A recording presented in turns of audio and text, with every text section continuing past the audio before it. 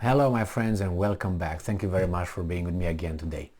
These guys are just crazy. And I'm talking about those guys over there with their paid mass media because they try to cover for the economic disaster that this country is going through and is going down lower and lower and lower. And the mass media doesn't call this what it is because it will just destroy some weasels' chances to keep the power.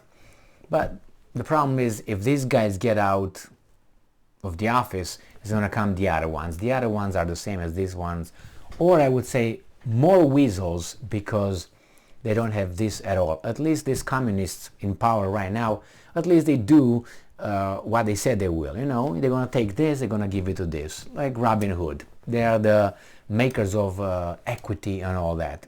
But the other ones are telling you they're going to give you more rights back, bring your rights back and this and that. And when they get in power, nothing happens. So it's even worse.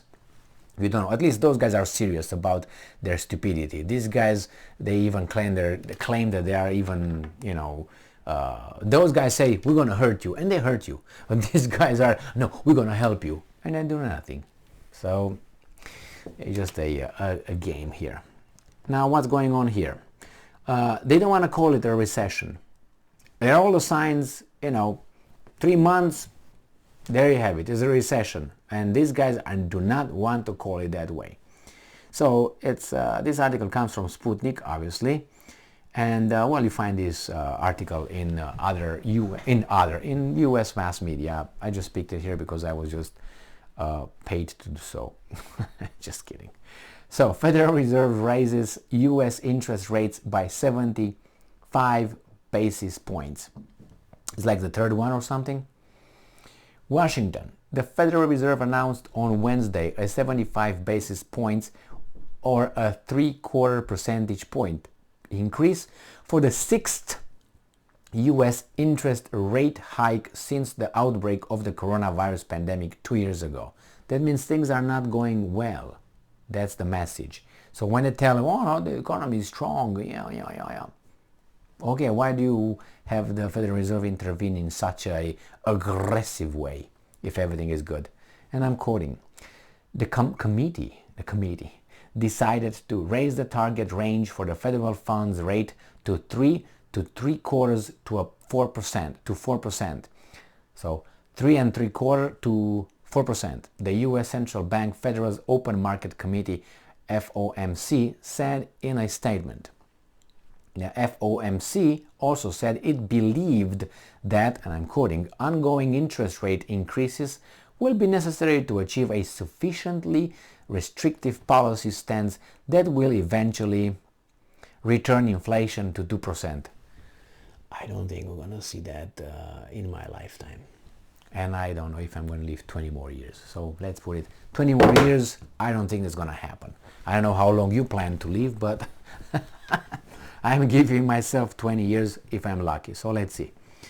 The White House said it respects the independence of the Federal Reserve, adding that the latest rate hike should help bring housing inflation down. Why is it up? And is it good if it's up? And if it's not good, whose fault is it? Who are the responsible suspects?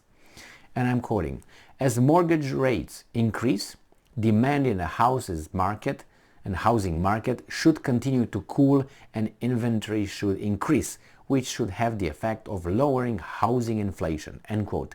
White House spokesperson Karine Jean-Pierre said during a press briefing, and I'm quoting, this is part of our transition to stable and more stable and steady growth. Blah, blah, blah, blah, blah, blah, blah. Inflation, as measured by the Consumer Price Index, stood at 8.2%. I don't believe it. For the year to September, not too far from the 40-year peak of 9.1% during the 12 months into June. You know what? Go and buy some groceries and see what's your consumer price index is. And if you find out it's 8.2%, let me know, and I take a pair of scissors and do what Germany had it done in 1945. While it was prepared to keep to a tough rate regime to beat inflation, the FOMC said it was, and I'm quoting, prepared to adjust the stance of monetary policy as appropriate if risks emerge that could impede the attainment of the committee's goals. The committee's goals, not our goal, the committee's goals. So this is when you have regulations, my friends. When you have regulations, it's like you get pills, medication. So you say, oh, you know what? I have a stomach. My stomach is upset. Can I have a pill? Okay, get a pill. And the side effect of that is a headache. Oh shit, I'm gonna take a pill for my headache. And take the pill for the headache, I have a side effect, I don't know, diarrhea, cha-cha-cha.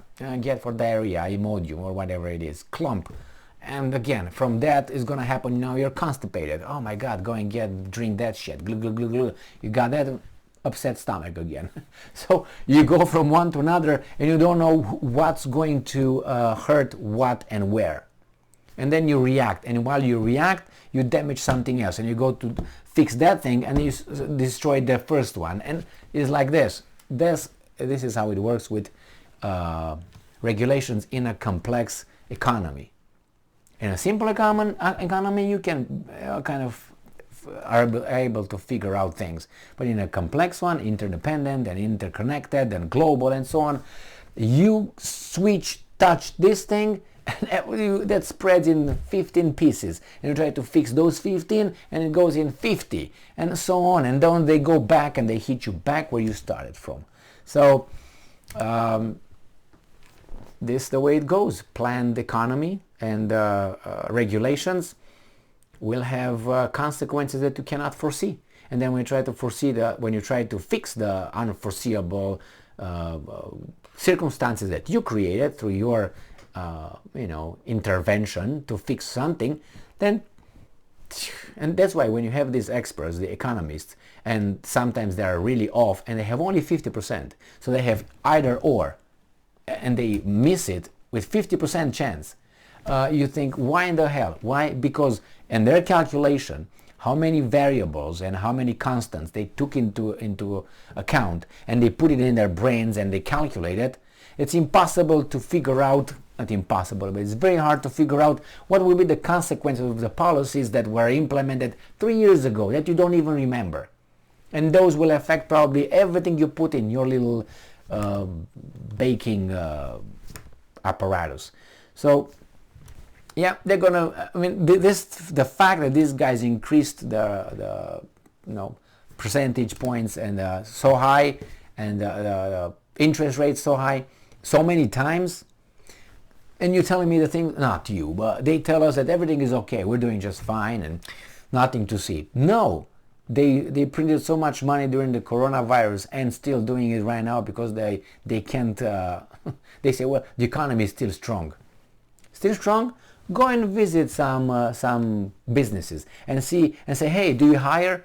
You're hired on the spot. Why? Because people don't want to work. There are jobs. Jobs are. Businesses are closing, but there's no people. So yeah, how can the economy be strong if businesses are closing and there's no people working? Not exaggerating, obviously, but it's not like an abundance. Just go to your grocery store. I go to my grocery stores, and let's say from 100 people that used to be, maybe right now are 35. So what does that tell you?